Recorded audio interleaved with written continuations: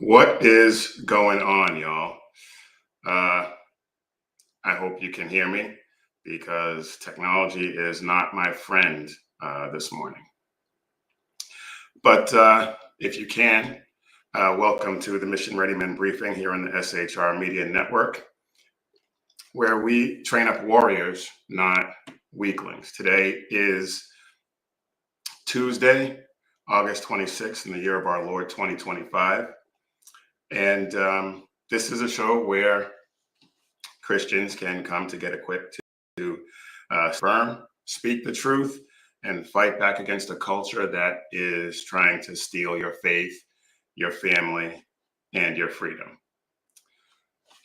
The battle that we're in, folks, is not just political, but it's spiritual. And this fight never, ever, ever takes a day off. And we are done pulling punches. The gloves are off and we're getting after it. So be sure to follow us at Mission Ready Men on Facebook, Instagram, and Twitter. And be sure to subscribe to our Rumble and YouTube channels. And if you want to grab some gear, head over to missionreadymen.com, click Shop 7 Armors, and check out all the great designs that we have over there. Now that business is done, let's get after it. And I want to start off by talking about something that is very important. And well, technology is really not my friend today. I have a feeling that the title of this show is going to be quite evident in in this show today, because everything is freezing and not allowing me to do what I want to do in a smooth manner. And it's going to get quite annoying for me and for you, I imagine. But today is the 4th anniversary of the attack at Abbey Gate in Kabul, where we remember the 13 brave American service members who were killed. Their sacrifice, while completely unnecessary, is eternal. And so is the shame of how they were lost.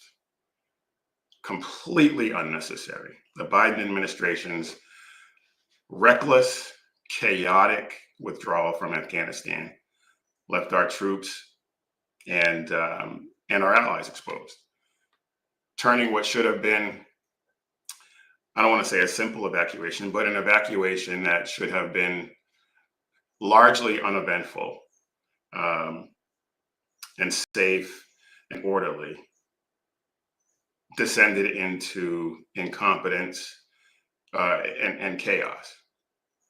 And the result was 13 American service members' blood shed on that day. And not to mention all the other innocent lives that were lost. But 13 American heroes did not have to die that day. And they were failed by the very leaders who were sworn to protect them. And so on this day, we remember their sacrifice.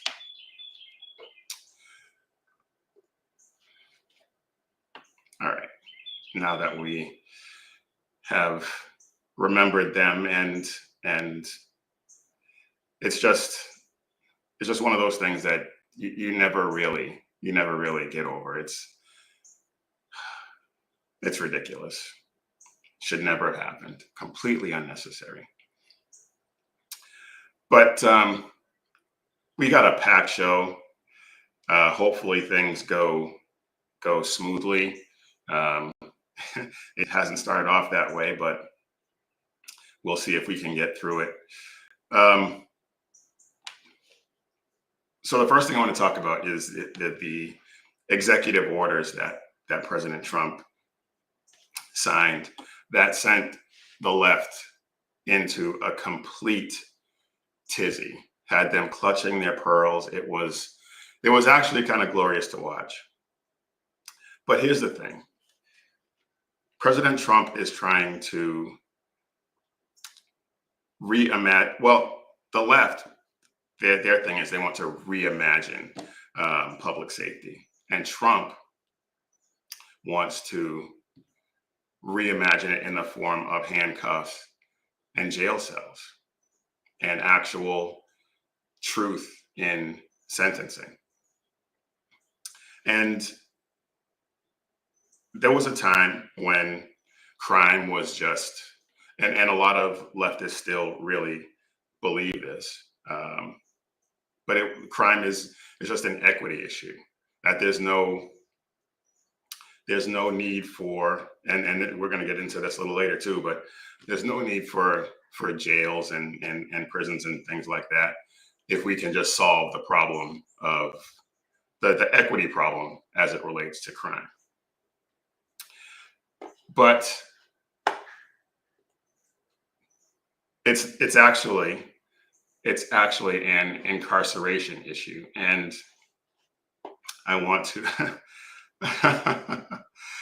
I want to share this one with you because this one is, oh man, Brandon Johnson is a complete moron.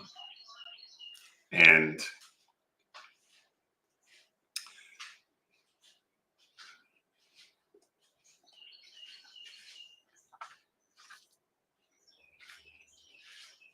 yeah, Brandon Johnson is a complete moron. And I want to share this one with you because this is this is outstanding. Check this out. We cannot incarcerate our way out of violence.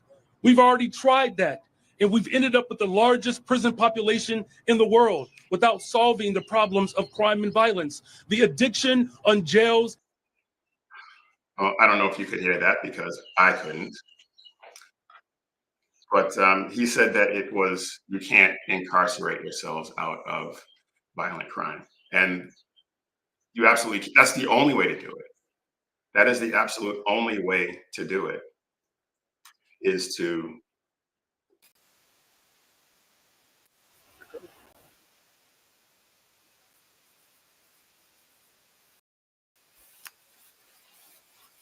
you end up with violent crime like you see in Chicago every day. And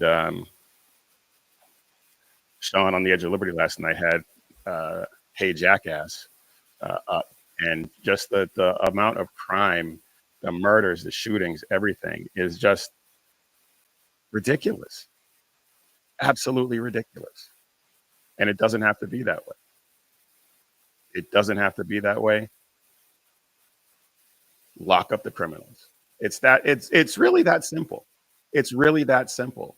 And for whatever reason, it's racist to lock up criminals. It's racist to target crime in these urban areas. These people are utterly ridiculous. But President Trump, he signed a few executive orders that we're going to get into. The first one I want to talk about is cashless payment. And he signed an executive order that directs Pam Bondi to identify jurisdictions that have cashless bail and pull their federal funding. They have the opportunity to end the practice if they want to keep that funding. But if they don't, that funding gets yanked, as it should be.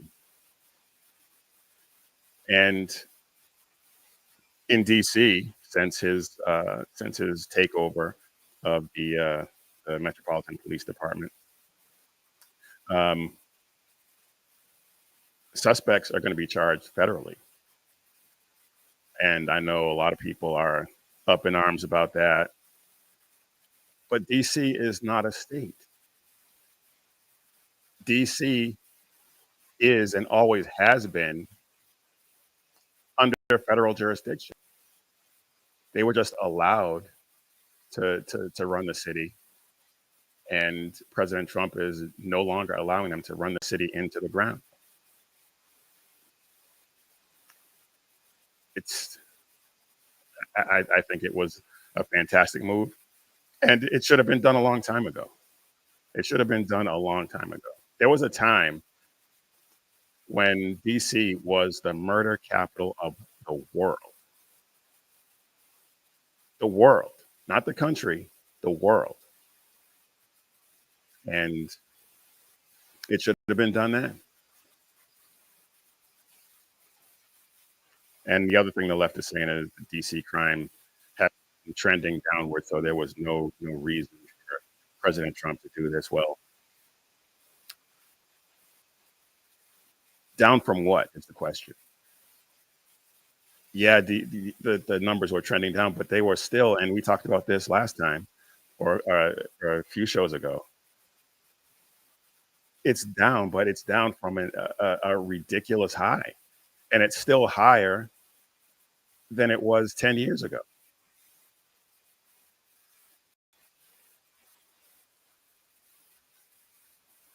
This is these people need a reality check, and I don't think that they actually can. I don't think that I don't think they have the mental capacity to understand what is actually happening. Ending cashless bail is not about punishing the poor. It's about keeping violent criminals off the street. And they're actually arguing in favor of keeping these violent criminals on the street. They they take the bait every time. They take the bait every time. President Trump has managed to get them to argue in favor of crime. They're arguing in favor of crime.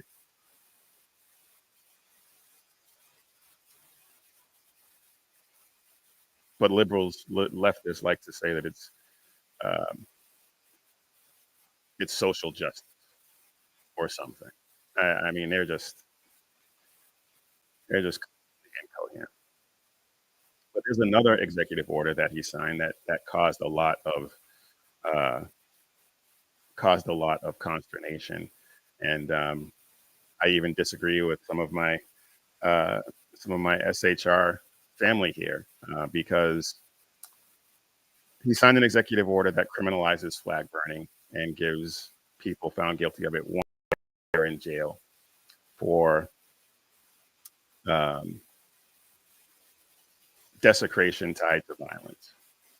And the argument is that if you're burning you are inciting violence, you are inciting a riot.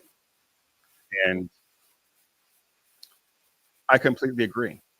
I I know Justice Scalia, who is was an amazing uh, justice, just a brilliant legal mind, and I agree with him on most things. Most of his rulings, most of his opinions. I disagree with him on this. I disagree with him on this. I do not believe that burning the American flag should be protected speech. And people accuse me of wanting to to ignore other parts of the Constitution and things like that. I understand that has been deemed constitutionally protected free. I just don't think it should be. Period. I think you should go to jail for burning the American flag. There are 5 other countries in the world that allow you to burn their flags. One of them is the UK. One of them is Canada. Norway, Sweden, and Denmark, I believe, are the other 3.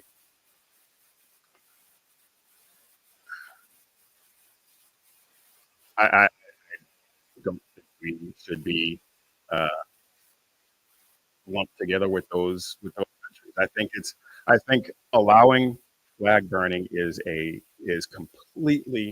completely misguided. Calling it free speech, I think, is completely misguided because that flag represents so much.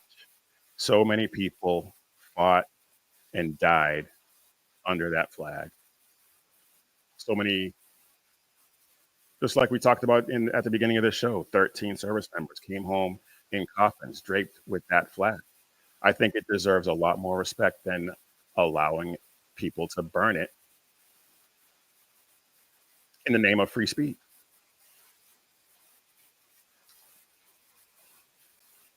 And so when you expand that out, well, let's talk about this. We saw recently over the past year foreign nationals burning the American flag. I think those people should have their visas revoked, and I think they should be deported. Period. Kick rocks. And if you're a tourist and you get involved in something like that, kick rocks. And I know, as I talked about before, and the Supreme Court has ruled that it's free speech. And Justice Scalia, who I know, as I said, is a brilliant legal mind and a free speech absolutist,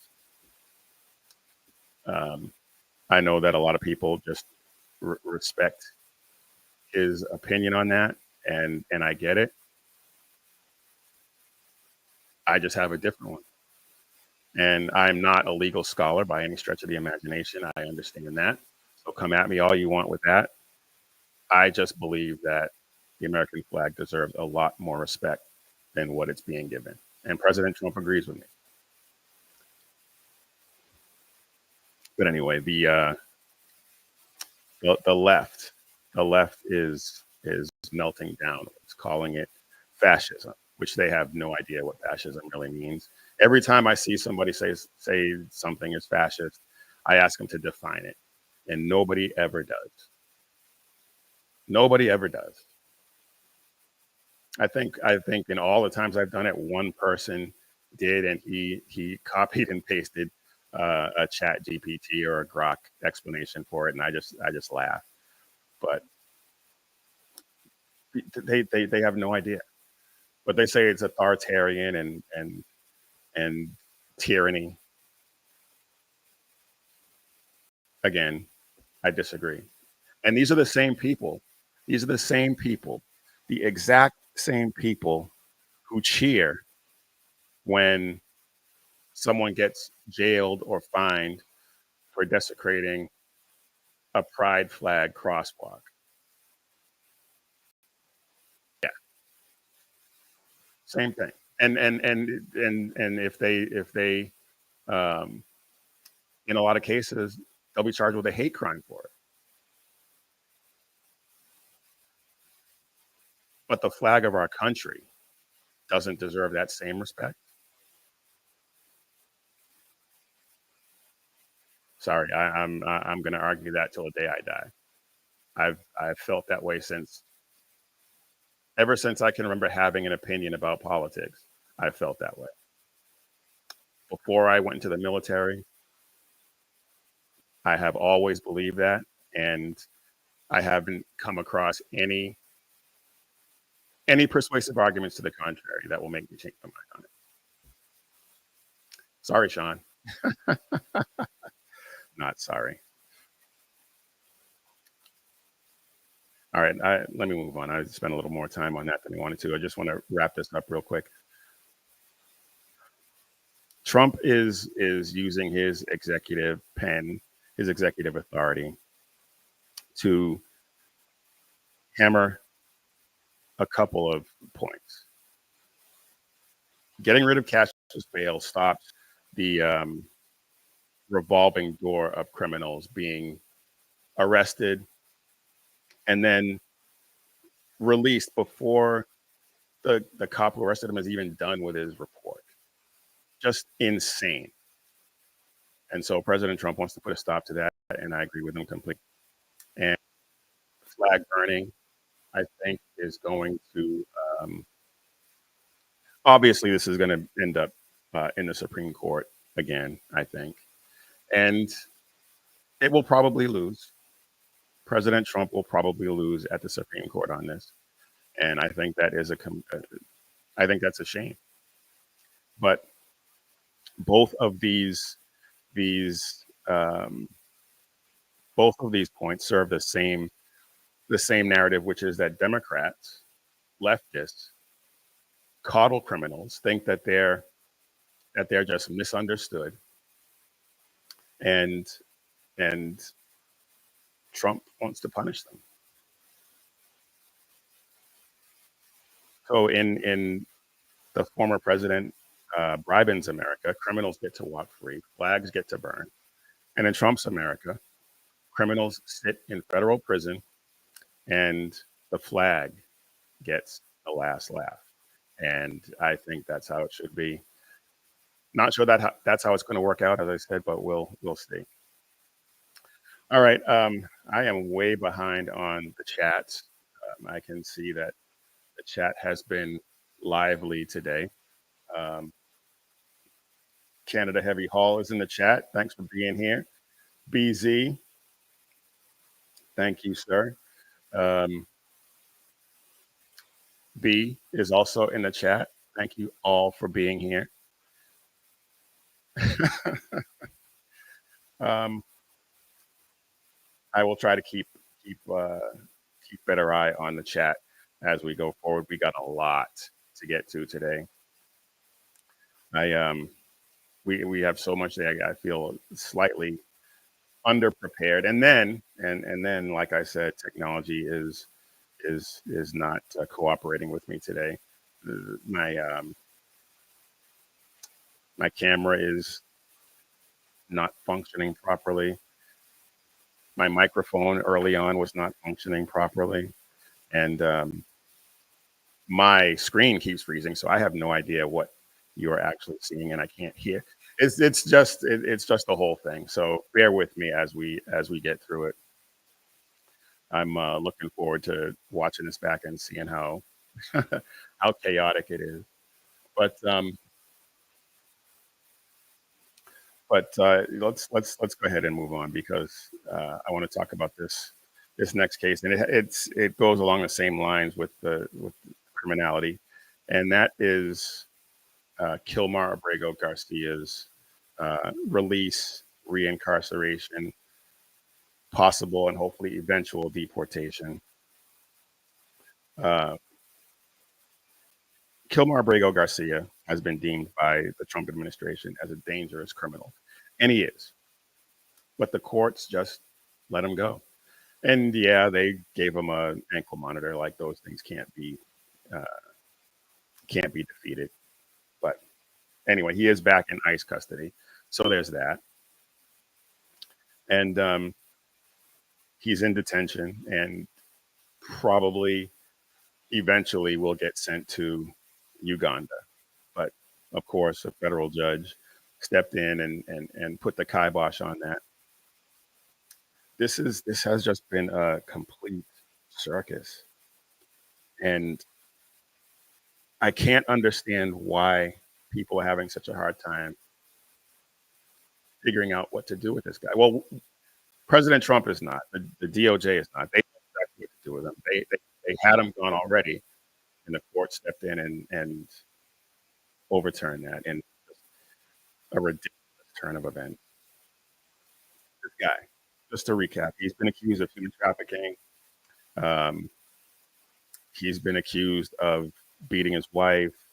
He's a known gang member. He's just an all round bad guy, and he was offered a chance to get deported to Costa Rica. He refused, and so now he's probably going to end up eventually in Uganda. Couldn't happen to a nicer guy.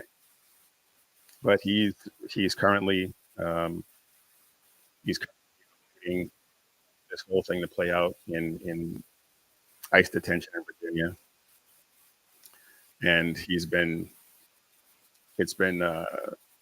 delayed, citing due process. He had due process. He had due process. He had a deportation order. He just couldn't be deported to um, what El Salvador because the rival gangs he was afraid of were going to kill him or something. But the rival gangs that he was afraid of in El Salvador no longer exist.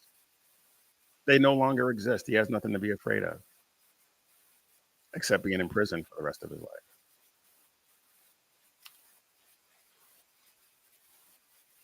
This guy is a monster. And the leftist judges are they love themselves some criminals.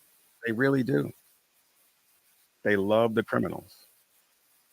And they love to see them out on the street causing the chaos that they love. It's insane. It really is. I mean, leftism is a mental disorder anyway, because only somebody with a mental illness would want criminals like that on the street.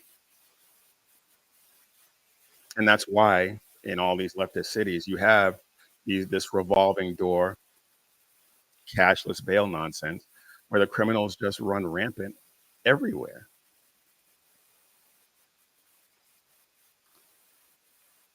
Anyway, this is no longer just about Abrego Garcia. It's about whether or not ICE and DOJ can actually do their jobs, or whether or not the courts are going to step in and slap their hands and tell them no.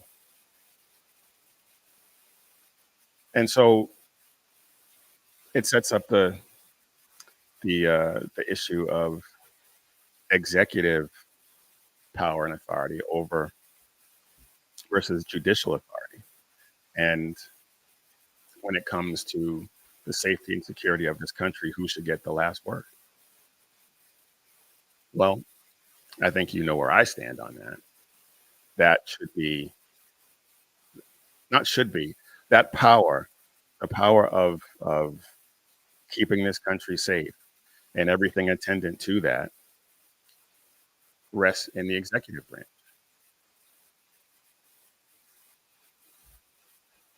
And the courts are saying no. The leftist activist judges are stepping all over it, and it's ridiculous. It's beyond frustrating and annoying at this point. Now it just pisses me off.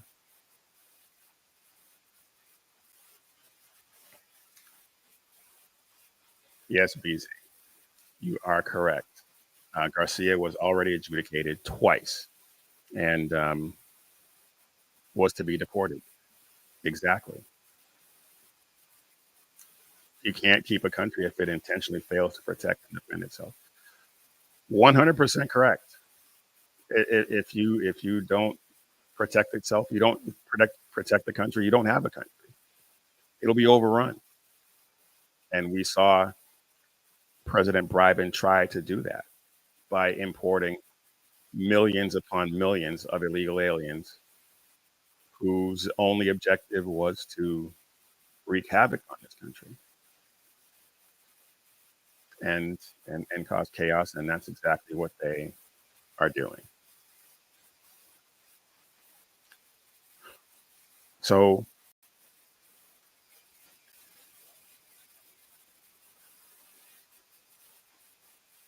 where we're at now is here. ICE has him in detention. The judges are blocking deportation. The administration and people who actually understand the way these things work are pissed, and the rest of the country is wondering if justice is served or if the DOJ and the judiciary are just the world's most chaotic travel agency. This is utterly ridiculous, and it's these leftists are out of control, completely out of control, and every time President Trump tries to do something about it, the leftist activist judges step in and take the side of chaos.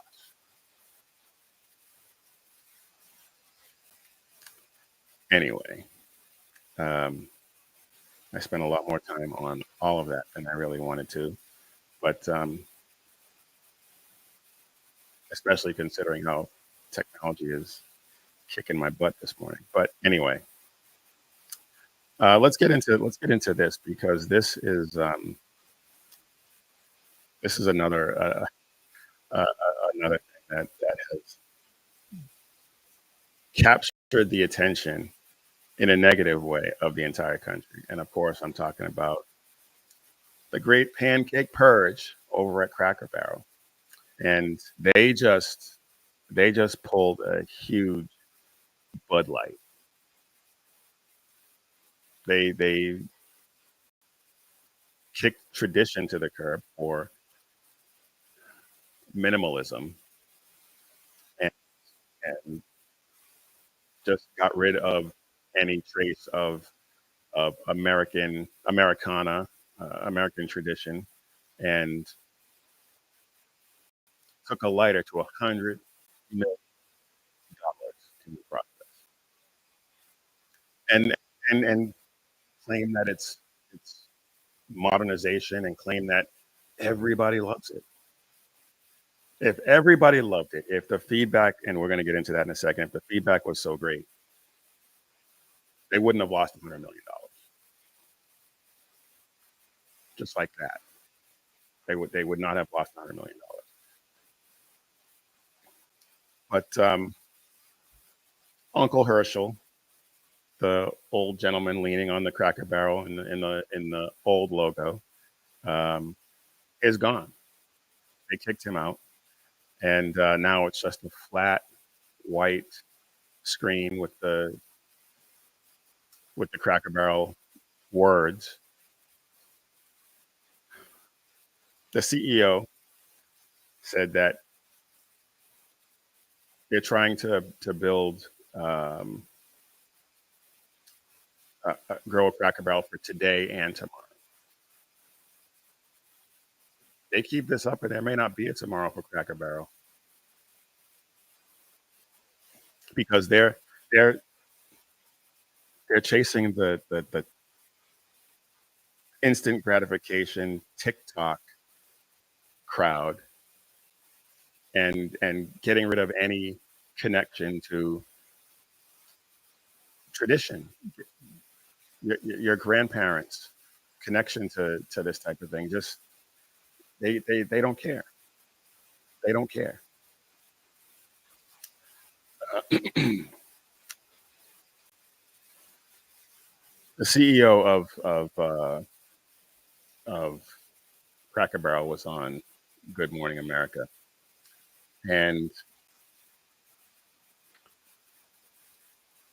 I'm not going to play the whole interview, but she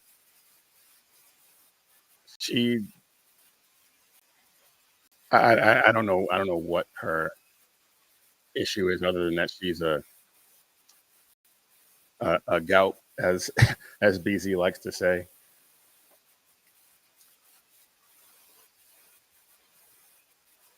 And for some reason that's still up there. Anyway.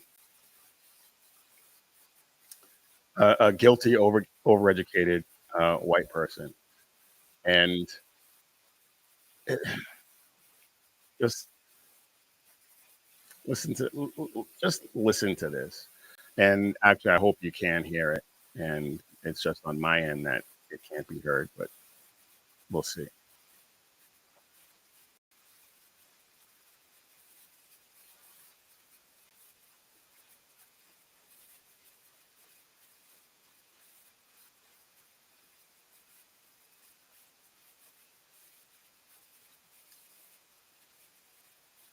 Not that.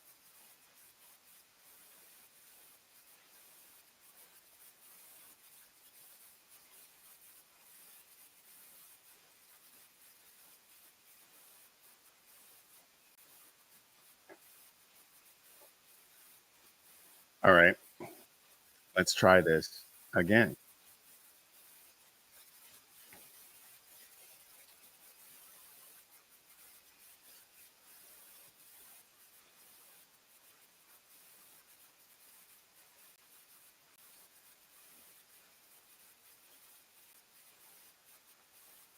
I apologize, ladies and gentlemen. This has,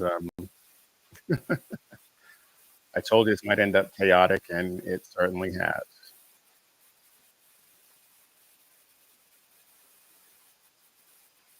All right, here we go.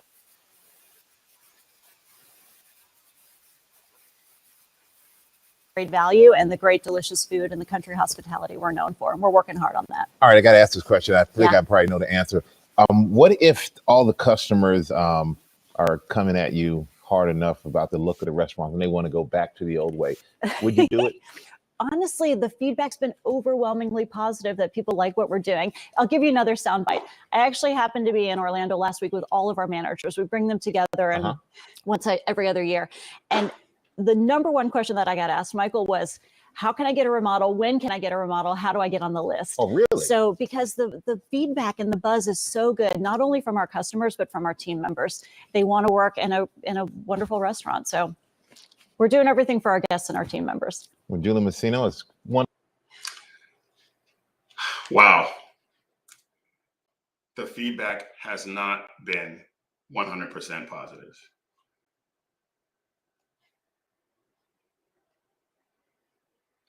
Not by a long shot. Because as I said, if it was, they would not have lost $100 million. In just 1 week, the stock tanked about 10%. Like I said, $100 million just gone like that. And analysts are saying not to buy the dip. A lot of times you'll hear people say buy the dip because it'll bounce back.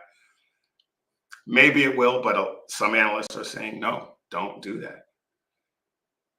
Nostalgia sells better than virtue signaling logos, and apparently they think Wall Street knows that. So we'll see. We shall see. And it's just the latest entry in the go woke, go broke graveyard, or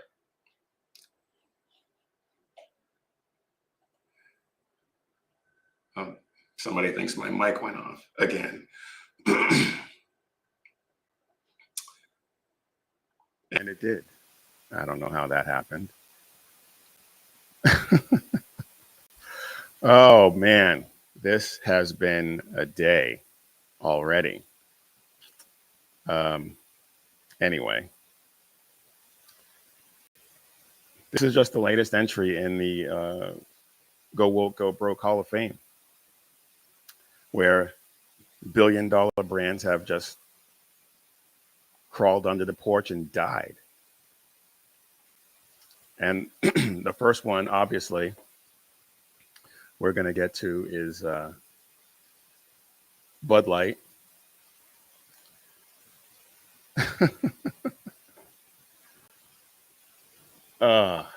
These people are insane.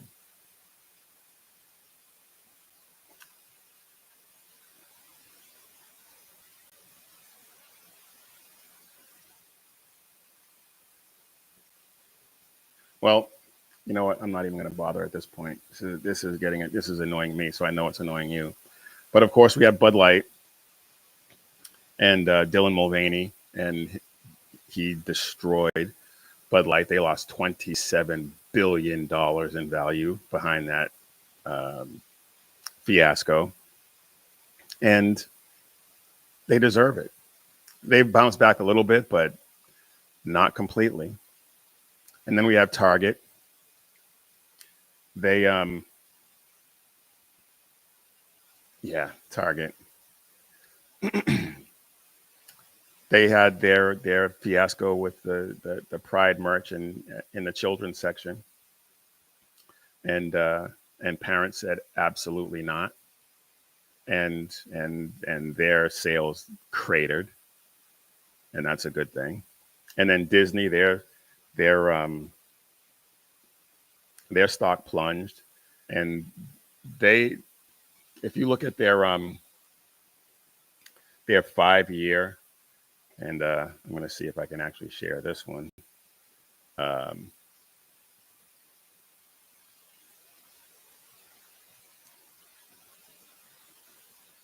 If you look, this is, I believe this is 5 years. Yeah. So this is going back to 2021. They were at a pretty decent high. And ever since, they've been cratering. They've had a few highs, but then a lot more lows. They're on an upswing right now. But they keep putting out crap content. They keep trying to go after your children. And this is what happened. Get woke, go broke. And then, of course, we have Cracker Barrel. And we've seen their, there it is. We've seen this ridiculousness. They went from a very recognizable and iconic logo that's been around for nearly 50 years to this generic, ridiculous, flat logo, and lost. And not only that, but they're doing, as she said in an interview, they're remodeling the stores, and the restaurants look like any generic cafeteria buffet type restaurant that you can find anywhere. And it's completely lost all of the nostalgia and all of the comfort that a lot of people enjoy. I'll be honest, I was not a fan. I've only been to Cracker Barrel once, on the recommendation of a lot of people when we first moved to Texas, and I was not impressed. I was not impressed. The atmosphere was great. I love the atmosphere. The food, not so much. But a lot of other people did not share my opinion, and Cracker Barrel was one of those beloved places that people would go on a weekly basis with their families. And now a lot of people are saying, nope, no thanks. And I'm hearing stories that the food is terrible too now. I mean, more so than I thought it was 20 years ago when we went. But they tossed out Uncle Herschel and tossed out $100 million. So welcome to the woke graveyard, Cracker Barrel. All right, all right, y'all. It is, wow, and I haven't even gotten to the sponsor yet. That was a lot, and I still got a lot more to get to. This might be the first 90-minute show. Who knows? We'll see. Let me take a look at some of these chats. I know that the last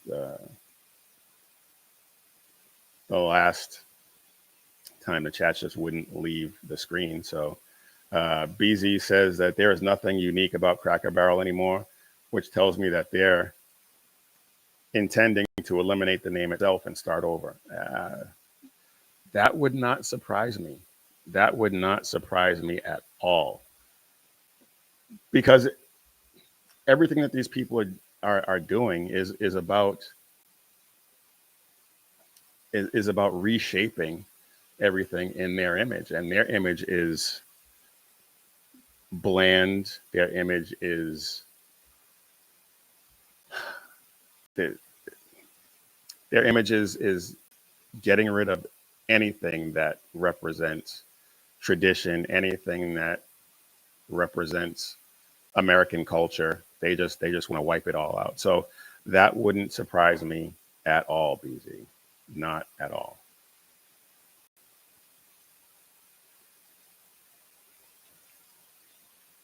And B says, I always thought Cracker Barrel's food was dry and overcooked. I don't really remember how it tasted. That was a long time ago, but it was, I was not impressed. That much I do remember. That much I do remember. But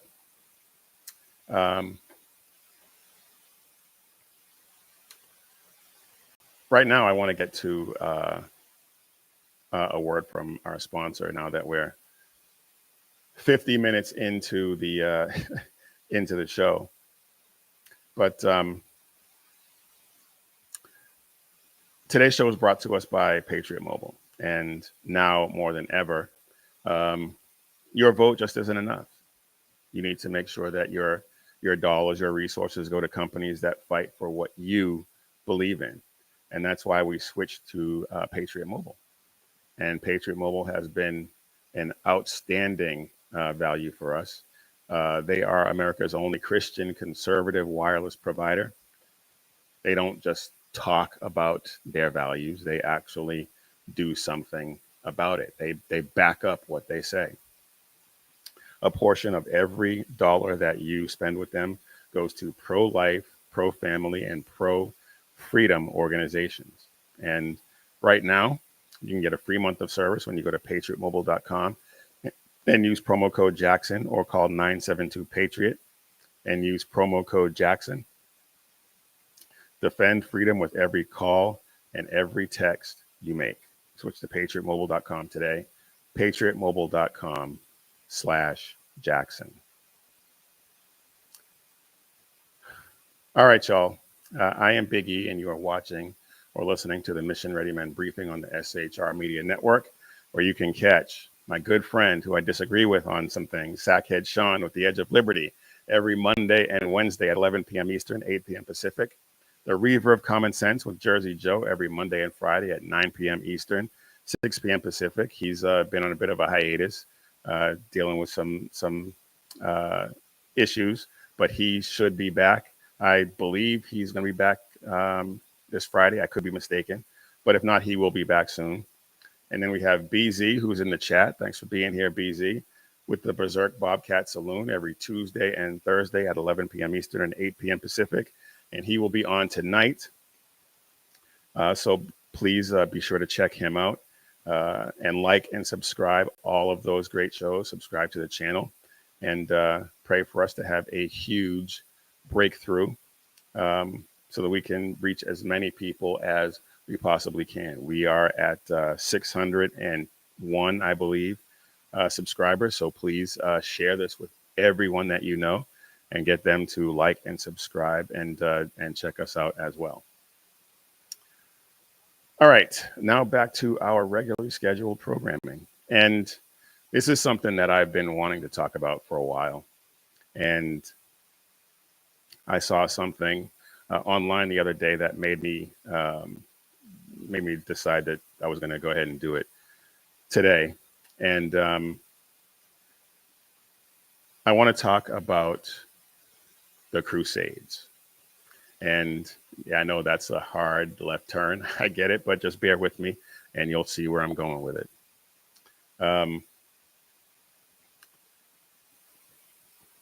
In the year 632, Muhammad died. His followers, with all of a sudden without their prophet, appointed the first caliph, And under his rule, a lot of tribes broke away, and the result was what's called the Ridda Wars, which was a brutal campaign, as pretty much every campaign run by Muslims is, which brought the Arabian Peninsula back under control. And it was at that point, and probably even before that, because Muhammad was a warlord and a conqueror as well. But at that point, it became clear that Islam was not just a religion, but it was a political and military system, and that is still true today. But in less than a decade, the Muslim armies took over Byzantine lands. They took Damascus. They took Jerusalem in 637. They went into Egypt, took Alexandria, and then took the Persian Empire, once Rome's greatest rival, and that collapsed after several defeats at the hands of Muslims. And by 651, the Persian Empire was gone.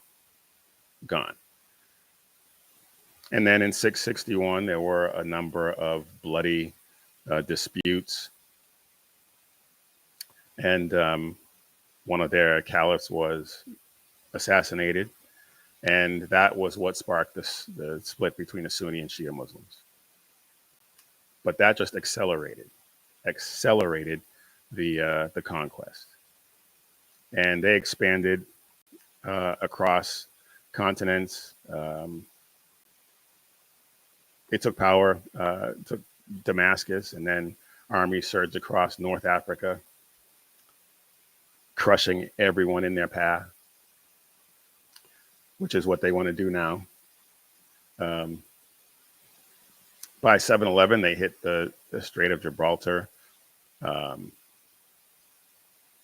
They defeated the Visigoth kingdom, took Spain, and then that advance continued into Gaul. And then Charles Martel, the Frankish leader, finally stopped them at the Battle of Tours, and Europe could breathe somewhat of a sigh of relief. But it was the first time that that the Muslim advance had been stopped. But of course, that didn't stop them for long. In 750, they overthrew the Umayyads, and then Baghdad became their capital in 762. Expansion slowed a little bit, and well, you know what? Let's skip forward a little bit, because I want to get to what I really wanted to talk about, and the history of the Islamic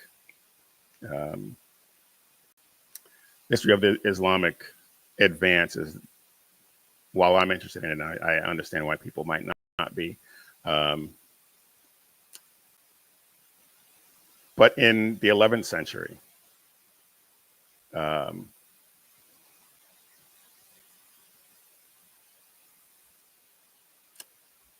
the 11th century, at the Council of Clermont, Pope Urban calls for the First Crusade, and he urged his knights and nobles to take up the cross, reclaim the Holy Land, and defend Christendom. And tens of thousands of warriors set out from Europe, and it was the beginning of a centuries-long clash between Christians and Islam. And I wanted to talk about this for a few reasons, but one is that I've always been fascinated by the Knights Templar and some of the other warrior monk orders that were around during that time. But also, and this is really my point, what if the Crusades had never happened? What if they didn't answer the Pope's call? What if no one went, or what if they lost? Well, the Byzantine Empire would have collapsed earlier. Rome would have been surrounded and likely overtaken. Western kingdoms would have fallen, and Christian worship would have been outlawed and forced underground.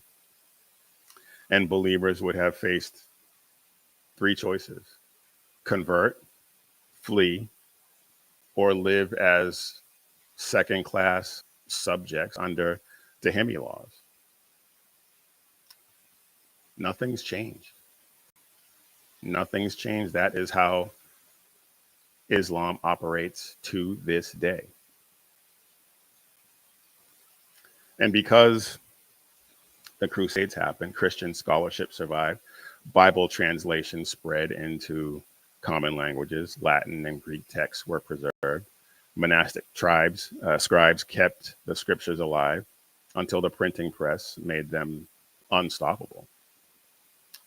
Without the Crusades, book copying would have ended. Printing never would have emerged in the hands of Christians. Transmission of scripture would have slowed to a crawl if it didn't just completely die. And the gospel would have been buried under centuries of suppression and outlaw. Christianity taught that the universe was ordered and not random, that mankind was made in God's image, capable of reason and creativity, and that truth was objective and worth pursuing, even when it costs a heavy price. And from this foundation, we got classical education, universities, and eventually the birth of modern science. But under Islamic domination, everything that was non-Islamic thought would have been censored or outlawed completely. Christian scholars would have been suppressed. Classical works would have been filtered through Islamic theology.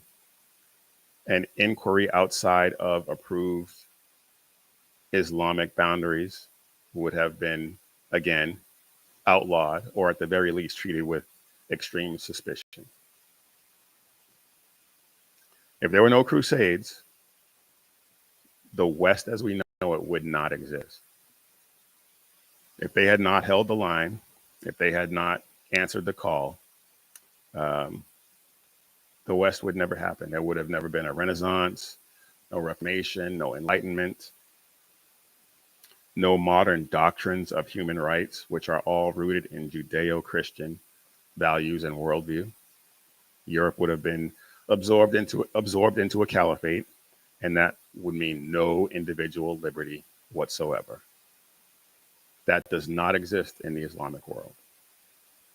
There would have been no legal due process. It would have been Sharia law. There would have been no separation of church and state. There would have been no freedom of religion. You would have either converted to Islam, died, or paid a tax in order to allow them to let you live, which is what they're pursuing today. And we're just letting them do it. It's happening in the UK. It's happening in a lot of major cities in this country.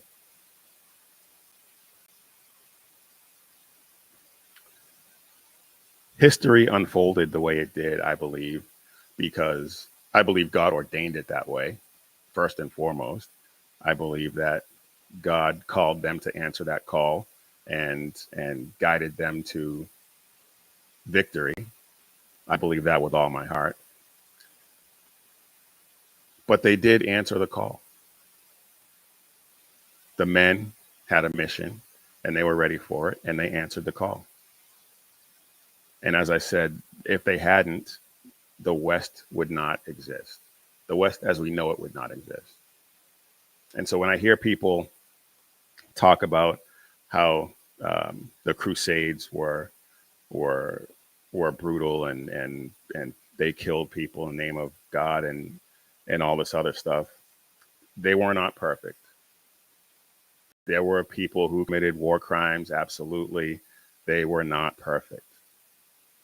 But at the end of the day, they paved the way for what you and I experience every day.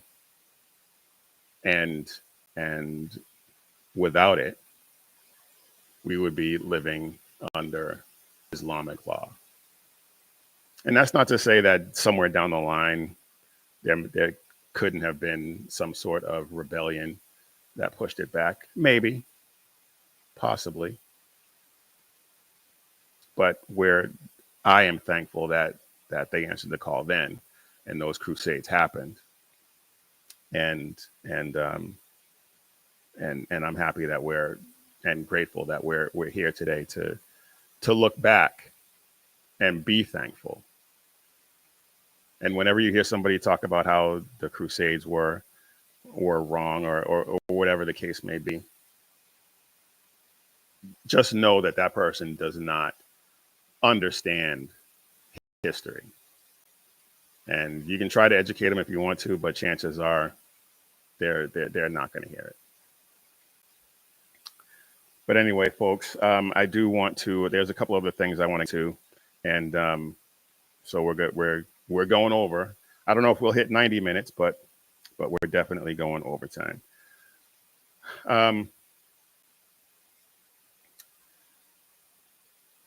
We're coming up on September 11th, 3 weeks away, I believe, somewhere thereabouts. And every year around September 11th, people always say, never forget. They show the images of the towers burning and the planes hitting the towers and people falling, and never forget. Yet, New York and Minneapolis are on the verge of, and other cities around the country are doing this as well. But Minneapolis and New York are on the verge of electing Muslims to lead those cities. Omar Fatah, he the good thing is he's no longer being endorsed by the Democrat Party of Minnesota, but that's not because of any sort of ideological come to Jesus meeting or anything like that. They just found some irregularities in the way he was, the way he arrived at that endorsement, and so they revoked it. But he is a Somali American.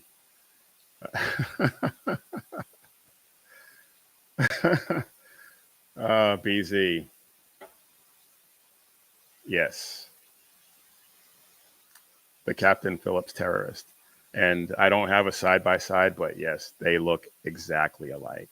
I said on one social media post, he could always go back to acting. That's how much alike those two guys look. But yeah. So the DFL tossed the mayoral endorsement of Omar Fatah after realizing that the electronic system that they used was flawed. And there were all kinds of issues with the way the votes were tabulated. The first ballot totals were below the number of people in the room, and everyone noticed except the people who were actually running it. A retabulation of the data showed 975 valid ballots, 754 cast with one abstention. So there were 176 ballots undercounted in the first tally. And that eliminated Reverend Dwayne Davis, who actually had almost 21% of the vote and should have advanced. That completely changed the outcome of the election. That was not a rounding error, that was probably intentional, frankly. because the way these things go, I don't believe that when we come across these voting irregularities that it's by accident at all, ever. But the count was broken because it was a spreadsheet created by somebody, and the formulas in all the tabs and columns were broken.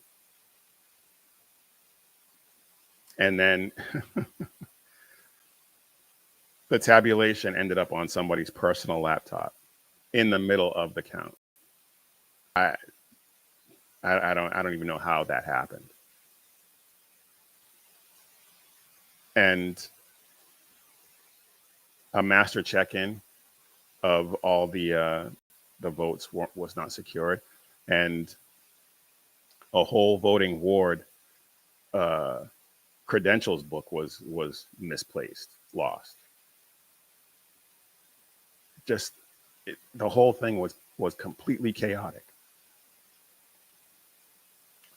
And it still looks like he might get elected.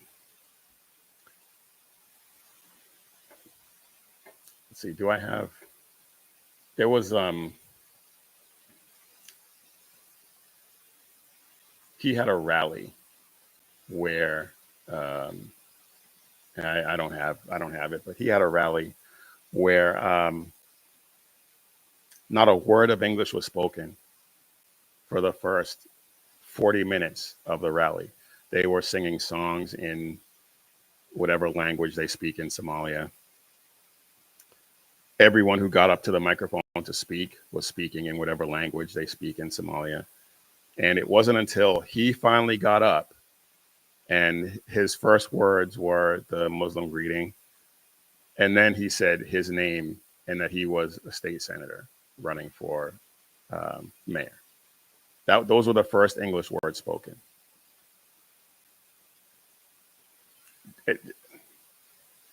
In America, not in Somalia, in America. And as I said when I first started this, these Muslims are trying to take over, and with September 11th right around the corner, where everybody pays lip service to whether or not to we will not forget. But you have forgotten. And I remember back in, I believe it was 2003 or 2004, there was a song by a guy named Daryl Worley, Have You Forgotten? And even back then, I was like, yeah, a lot of people have. And now here we are, a quarter century later, and we're about to elect two Muslims to run two major cities in this country. We just talked about Omar Fatah, and I'm not going to get into all of the mechanics of that, because and he's the, well, yeah, I'm not going to get into the mechanics of that because that's boring. But in New York, we have another Islamic candidate for mayor. Thanks, BZ. He says that the languages of Somalia are Somalian and Arabic. Okay. Just, why are we tolerating this? I know that in Minneapolis, there is a huge Somali population. Why did we let it reach that pitch? Why did we let it reach that pitch? Because if he's elected mayor of that city, stay tuned for all kinds of mosques, madrasas, no-go zones, you name it, it's going to happen. everything that's gone wrong in the UK, where there are Muslim mayors, is going to happen there.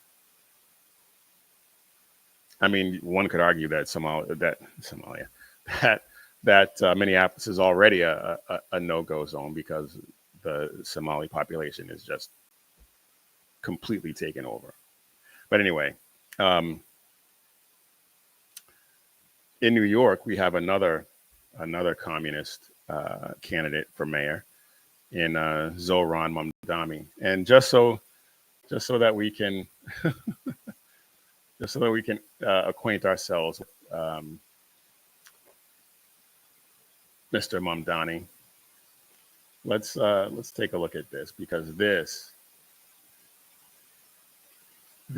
is absolutely hilarious, and I have a feeling even his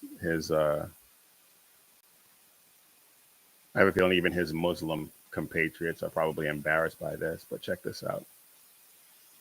Move up in the polls! Yeah! This is how you move up in the polls! Yeah!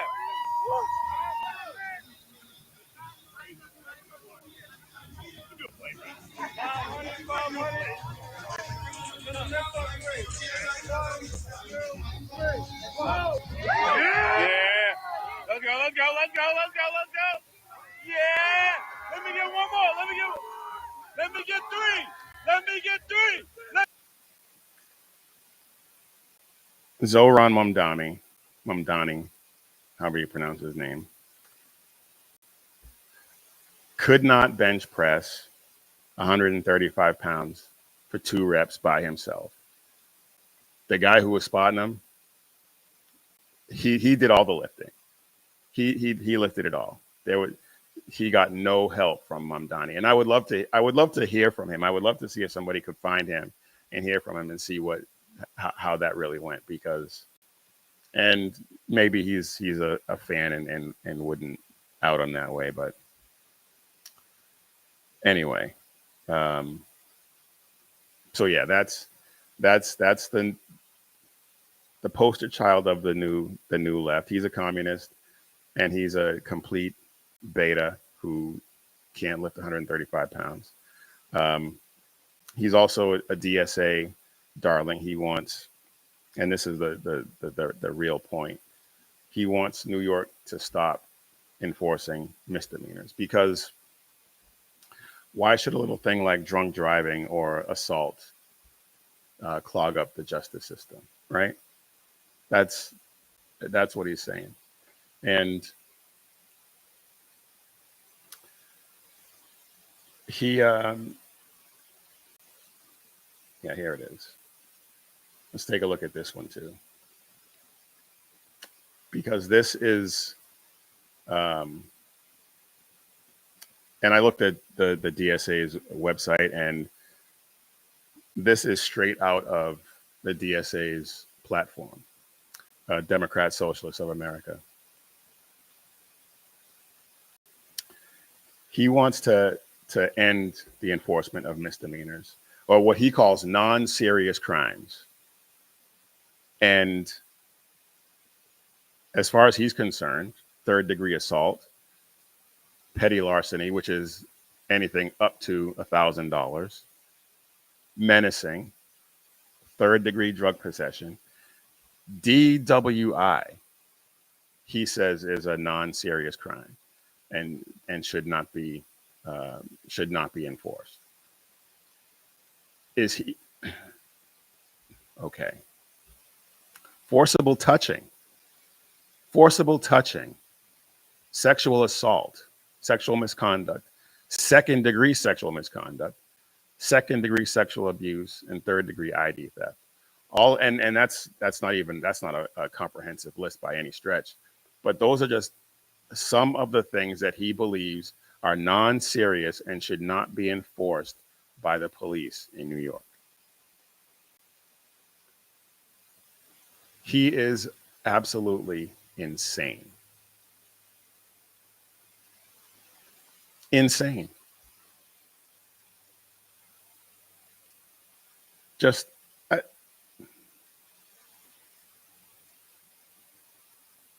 In what universe? In what universe does that make any sense?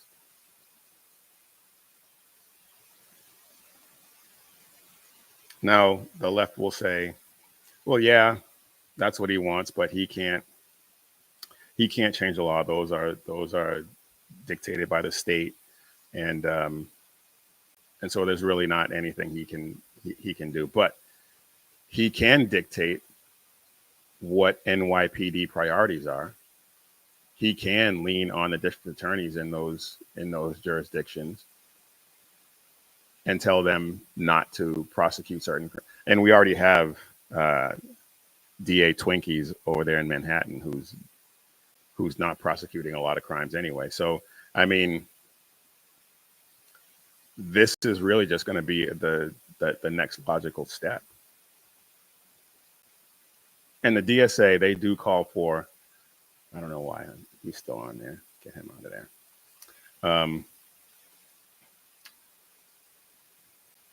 The DSA, Democrat Socialists of America, call for abolishing prisons. I played a video of him a while ago calling for that very thing. He wants to abolish the police. He's walked that back, but he's a Democrat, communist, and a Muslim. So you can't believe a word he says. Yeah, I said it. Not sorry. He wants to decriminalize these misdemeanors, and that's what the DSA calls for. It takes soft on crime to the next level and basically makes it criminal negligence wrapped in communist ideology.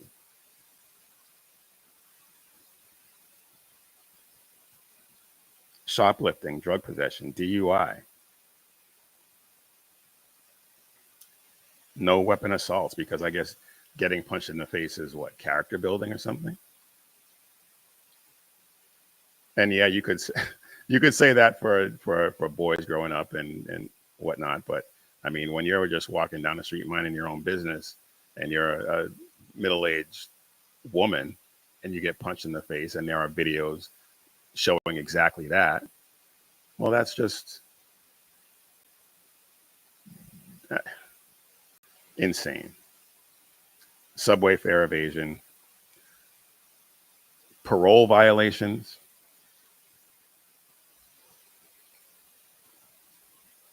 And we've seen this type of thing play out in other cities across the country.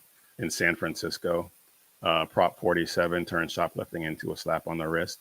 And now Walgreens, Safeway, and Target have all closed a number of locations in that area. Portland decriminalized drugs in 2020. Overdose deaths spiked, homelessness exploded, and now they're rolling it back.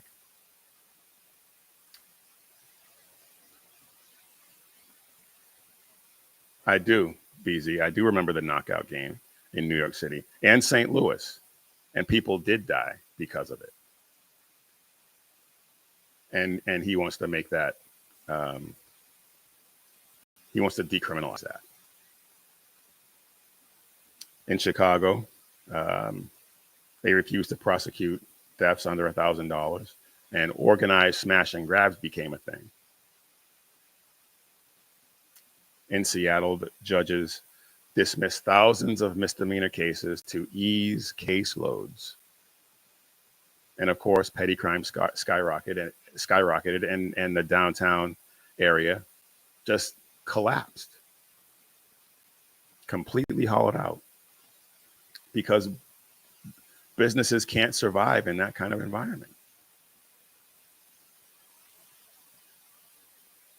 They don't need to imagine what would happen in New York, because we've already seen it. We've already seen it in other cities, and they all end up with higher body counts and boarded up stores.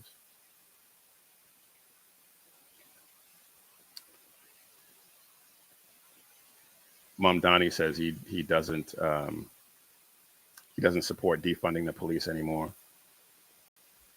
And I guess if he's in charge and he strips them of all authority, then He doesn't have to defund them.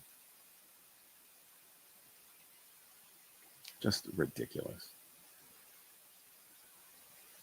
So in Mamdani's New York, theft, drugs, DUI, assaults, they're just what?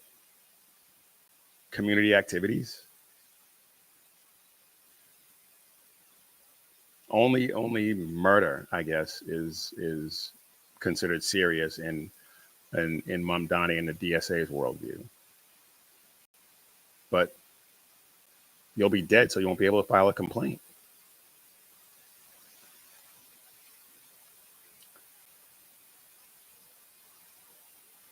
That's right, BZ. He is lying. He is lying. That they're allowed to do that under taqiyya in Islam. You are absolutely right. All right, y'all. I was going to get into John Bolton, but I don't really want to deal with that right now. And a few other things that I had prepared, but I'll get into that next time. So that is all I got for you this time. I will keep trying to make each episode better than the last, and hopefully I get these technical issues worked out so that Thursday's show runs a little smoother. But if anything that I said today hits home for you, please take a second to like and subscribe and share with everyone that you know, because we're not just here to opine and bloviate. We're here to spread the gospel of Jesus Christ and carry the banner of faith, freedom, and hope for future generations. And if you want some cool gear, head over to missionreadymen.com, hit shop 7 Armors, and check out all the great designs we have over there. We have our Labor Day sale going on right now, and it is the code is hard work 30. So be sure to head over there and check out some great designs, like I said, and take advantage of that discount. And those check out all those, like I said, check out all those designs about true grit, bold faith, and unapologetic patriotism. And as always, when seconds count, the police are only minutes away, but the Lord is right there with you. So keep your prayers going up and your head on a swivel. God bless.